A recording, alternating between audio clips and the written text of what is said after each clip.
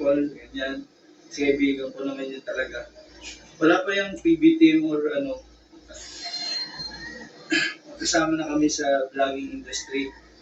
Tsaka, kilala niya talaga ako, makulit, ganyan. Sabi ko, magpwede. Hindi ko kasi alam yung istorya nila, ano yung mga vlog nila bago ako umuwi. Alam ko lang, kaibigan ko yung tao. Yes, si Sir Paul, kaibigan ko yun sa condo. So, yun. May mga ganong kasing bagay sa social media para magkaroon ng istorya or yun nga, ayun ang mga flavor. Sabi ko, hindi naman lagi more on charity. May papakita ka ring side na comedy and mga bagay.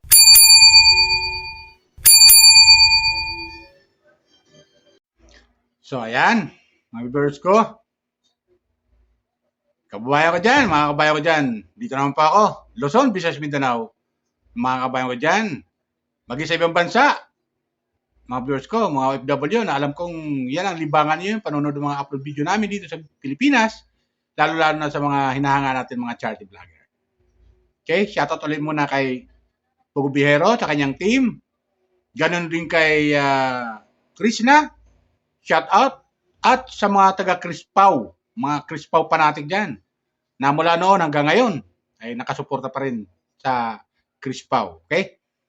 At shoutout sa mga kasama ni Pubihero sa kanyang team. Shout out. Di ko na kayo may isa-isa pero shout out. Gawin din sa kay Kalinga Prab, Kuya Bala, at Dati Jack. Shout out at saka kay Daddy Frankie, kay Ka-Business, Papa Lins TV at kay Virgilin Care at saka kay King Lax at kay Miss Ibana Lawi at kay Senator Rapi Tulfo. Shout out sa kanyang programa. Kaya mga viewers, welcome po kayo sa aking YouTube channel. Kung di pa kayo nakapag-subscribe, subscribe lang po kayo. At comment. At pinutin nyo lang po yung notification bell para upload kayo sa mga video upload ko. At no skip ad. Okay? Tuloy tayo, mga viewers ko. Itong aking upload ngayon ay comment kung sa video ay patungkol naman to sa kasagutan ni Dong TV Vlog. Dong TV Vlog. Yan. Kung matatanda natin, ito yung kasamahan nila Pugong Bihero doon sa Mindoro ng PB team na kasama nila ron. Kasi sa comment section, mga viewers ko, talagang pinotakti ng basing itong si Dong TV.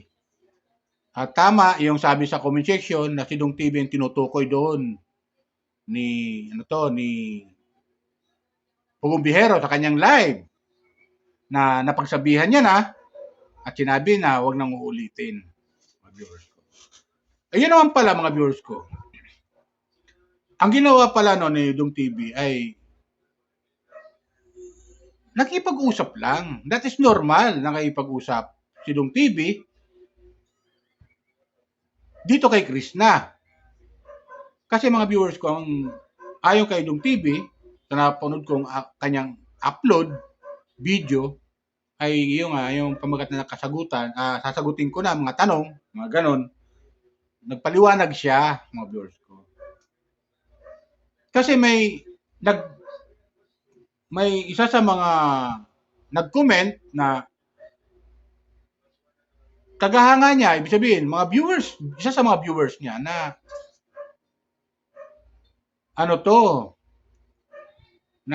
ano kaya nakalagay na Sir Dong, pasilusin mo nga si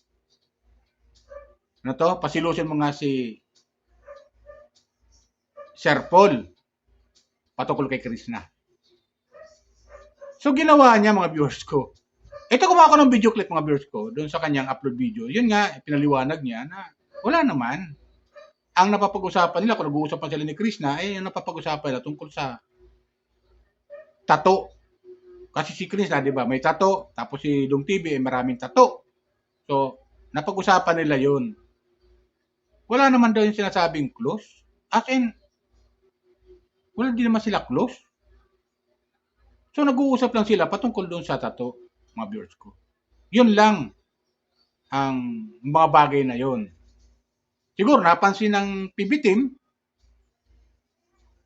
ng mga kasama ni Pubiero, lalo yung mga taga Davao, siyempre hindi sila sanay na makita si Dong TV. So, hindi nila nakita yon at noon lang nila nakasama. Ayaw ko, kung tama ako, mga viewers ko, comment lang kayo kung tama yung sinasabi ko ha.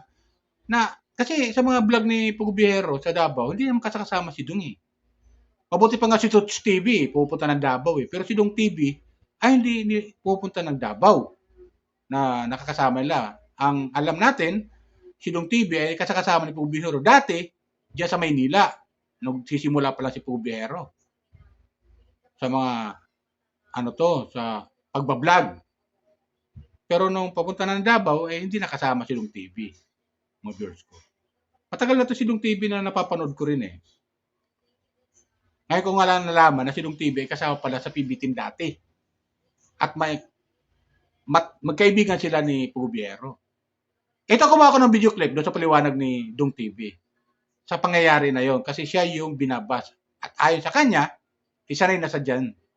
Sa mga bashing na yan, kaya nga, hindi may iwasan talaga sa social media. Ito, pakinggan natin sinabi ni Dong TV paliwanag, mga viewers ko. Lalo yung mga crossword pa natin dyan ha.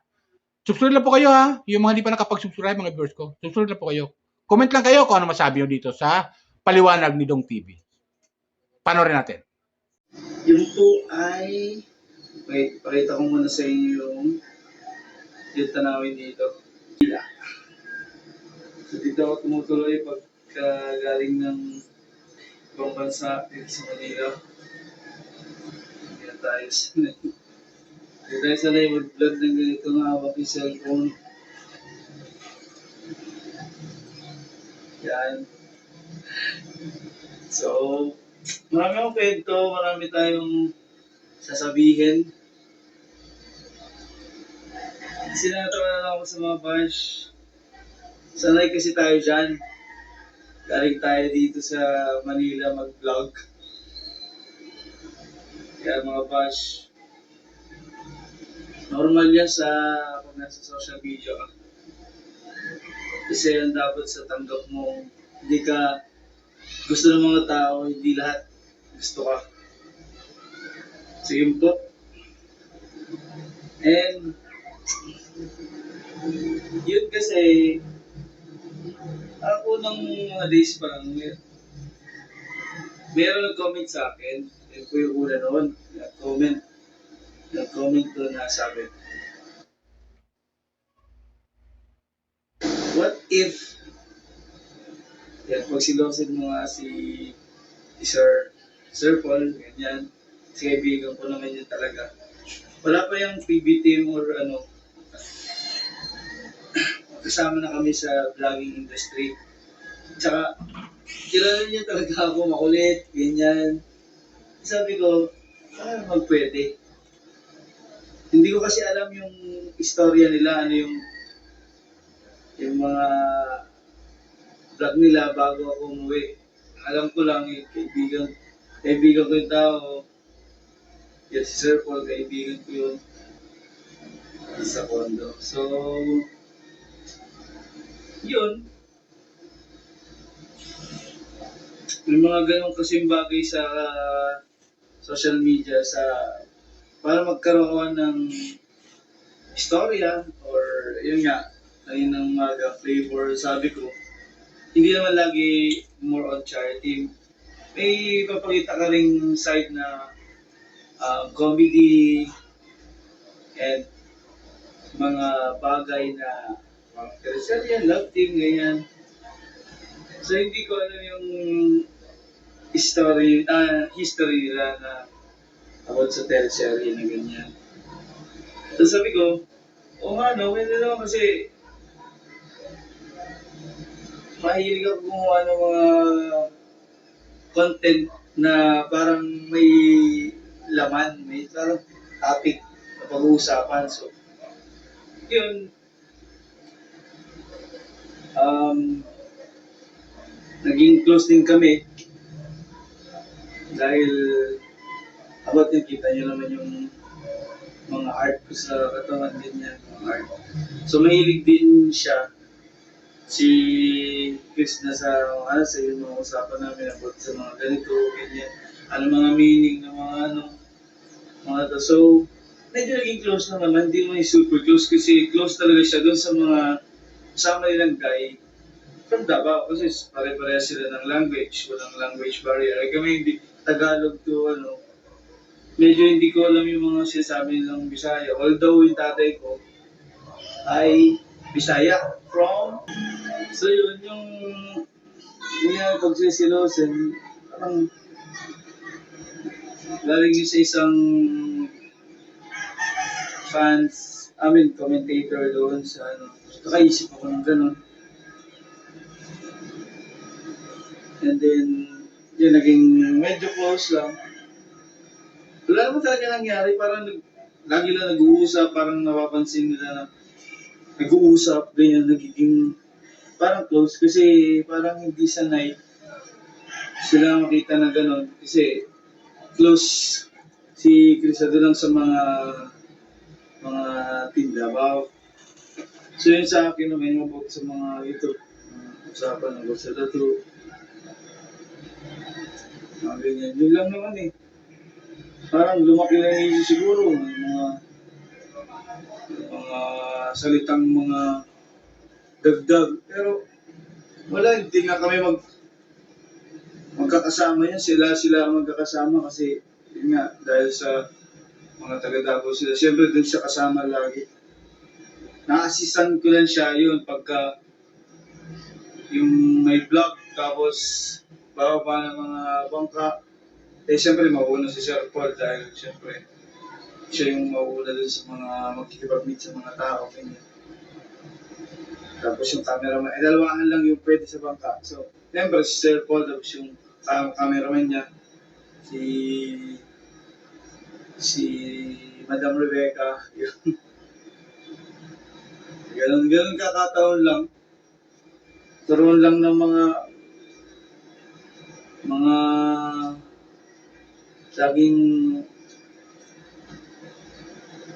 magkausap, ganyan. Pero wala naman yung tipong inahas or hindi. Bagay, yung mga tao naman talaga yung bashing.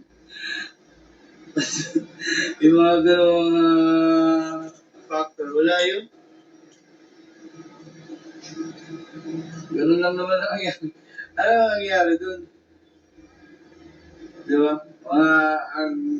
Nagkaka-jive lang kami sa vibes ng mga pares kaming joker. Tapos mahilig din magsasayaw-sayaw, ganun. Yun lang yun. So ayun, di ba mga viewers ko? Napakinggan natin pa kanyang paliwanag sa mga issue na napapanood natin ngayon. Kasi talagang naging maingay yung live ni Pagubihero doon sa kanyang live na may isa sa PB team na naging pasaway. Masabi natin na naging pasaway at tinutukoy ito nga itong si Dong TV na mga viewers, na mga nag-comment. Si Dong TV na tinutukoy nila. At yun nga, sinagot nga niya, di ba? Yung paliwanag. Wala naman daw na ganun pangyayari na sinabi nga, may sabi, di ba? Na hinahas, walang ganun, sabing ganun. Nag-uusap lang sila ni Krishna, inaamin naman niya, nag-uusap sila ni Krishna, ang pinag-uusapan nila, tungkol sa tattoo, sa mga tattoo, kasi meron siyang business, yung tattoo artist na Tatong Kalye, kung tawagin. Tatong Kalye yung kanyang business. Siguro, yung mga tattoo, yan ang kanya. At ang napapag-usapan nila, kung nag-uusapan sila ni Krishna daw, di umano, ay yan ang pag-usapan nila tungkol sa tattoo. Pero maliban doon, wala na, mga viewers. Maliban doon, wala na. Pero, hindi nagustuhan, mga viewers ko, maaari hindi nagustuhan ni Pugong Biyahero at ng ibang pibitim, yung ganong mga pagiging close nila o pag-uusap nila. Na minsan nagkakausap sila ni Krishna, hindi nagustuhan. Kasi bakit? Bakit hindi nagustuhan? Kasi kung nagustuhan ni Pugong Biyahero, hindi niya pagsasabihan si Dong TV na hindi pinangalanan ni Pugong Biyahero sa kanyang live. Hindi siguro pagsasabihan. Pero maliban doon, sabi gano'n ni wala na, okay na yon, sabi ni Pugong Biyahero. Pero yun nga, nilinaw lang ni Dong TV na na wala yun. Wala sa kanya yun. At lalong wala rin kay Krishna yun. Di ba ganun yung mga viewers ko? Yun ang paliwanag niya eh. Maaaring ganun. Kasi nag-uusap lang sila tungkol sa tattoo. Pero maliban nun, wala na. Hindi naman sila close eh. Kasi sabi nga ni Dong TV, mas close pa si Krishna doon sa Davao team na kasama ni Pugong Biyahero sa mga taga Davao. Di ba? Pero yung nag-uusap sila, yung sinasabi kasi yung meron nga daw nag-chat sa kanya na doon sa comment sa FB na ano kaya papagsilusin mo si Pugong Biyahero. Pero maliban doon, wala naman daw. Guusap lang sila. Siguro hindi nagustuhan ni Pugong Biyahero yung ganun. Di ba? Parang lumalabas tuloy mga viewers ko. Parang prank. So, siyempre, si Pugong Biyahero, masakit sa kanya. Siyempre, mahal niya to si Krishna eh. Di ba? Masakit sa kanya, nag-uusap sila yung dalawa, tapos hindi kasali si Pugong Biyahero sa pag-uusap. Ayun naman pala pinag-uusapan, tungkol lang sa tattoo. Di ba ganun yun? At sabi ni Dong TV, umangalala lang siya sa bangka kasi doon po pwede kasi ang bangka dalawahan lang. So, yun lang. Yun lang yung sabi niya na kuha niya yung yung nakakausap sila ni Krishna na yun lang, sabi niya. So, marami siyang paliwanag hanggang sa natapos yung video, mga viewers ko. Marami siyang paliwanag doon na walang ganon. So, ganon ang paliwanag niya. Naging close lang sila at hindi naman masyadong close, sabi niya. Nag-uusap lang sila tungkol sa tattoo. Pero, hindi nagustuhan. Maaari, hindi nagustuhan ng PB team ng ilang kasamahan ni Pugong Biyahero at mag-isip Pugong Biyahero. Kaya siguro pagsabihan niya. Kasi kung nagustuhan, hindi niya pagsasabihan yung tao. Di ba gano'n yan? So, ganun. Kaya, nagpaliwanag si Dong TV na wala sa kanya yun. At sanay siya sa mga bashing. Kasi binabas siya eh. Binabas siya. Wala raw sa kanya yun. Pero, tulad ng kasabihan nga, kung may nag-utos nag-chat sa kanya na gano'n, pagsilusin si Pugong Biyahero, patungkol kay Krishna, kung paano magselos, dapat, hindi niya ginawa yun. Di ba? Pagsilusin man. Dapat niya ginawa yun. Kung pag-uusap lang, walang problema. Mag-uusap sila, dapat andyan si Pugong Biyahero. Oh. Sir Paul, yan. Tinan mo, nagtatanong sa akin si Krishna patungkol sa tattoo. Anong masasabi mo? Di ba? Kasi Sir Paul, mayroon din tattoo. Di ba? So, ganun. Hindi yung silang dalawa lang. Hindi yung silang dalawa lang. Pangit kasi tingnan doon sa grupo. Pero yung sinasabing inahas, sabi niya, sabi niya, wala yun. Sabi niya, nag-uusap lang kami tungkol sa tattoo. So, yan ang paliwanag niya, mga viewers ko. Hindi natin alam yun kasi hindi naman tayo nandoon. So, yun lang ang paliwanag niya. Di ba? Comment lang kayo mga viewers ko kung anong masabi nyo. Kung tanggap nyo bilang mga Crispo fanatic dyan. Kasi, bilang kaibigan, ba't mo nang gagawin yung gano'n na papagsilusin mo yung tao? Di ba? Kaibigan mo yung tao eh. Ba't papagsilusin mo? Di ba? Yan ang sa akin bilang ang comment ko dyan. Ba't mo papagsilusin yung kaibigan mo? Eh magkakasama kayo eh. Di ba? Siyempre yung impression ng nakakakita na iba, lalo sa PB team na iba, lalo yung hindi masyadong nakakilala sa kanya, iba ang dating. Di ba ganun yan, mga viewers ko? Iba ang dating. Hindi nagustuhan ng ibang PB team. Maaari. Baka sinabi kay Sir Paul in private. Di ba? So, ganun. Kaya siguro paliwanag ni Pugbero doon sa kanyang live na napagsabihan niya ng tao. At itutuko niya ito si Dong TV. Okay? Yan lang. Paglilinaw ni Dong TV. Comment lang kayo mga viewers ko. Yun lang sa akin. Comment lang kayo ha.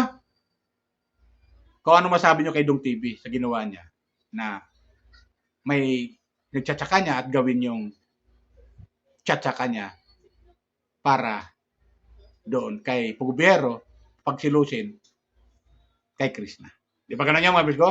At sinabi naman ni Dong TV talaga nakita niya si Pugbero na mahal na mahal niya itong si Krishna. Di ba? So, ganun. Ganun. Ganun lang ang kuha ni Dong TV. Okay? Yan lang po.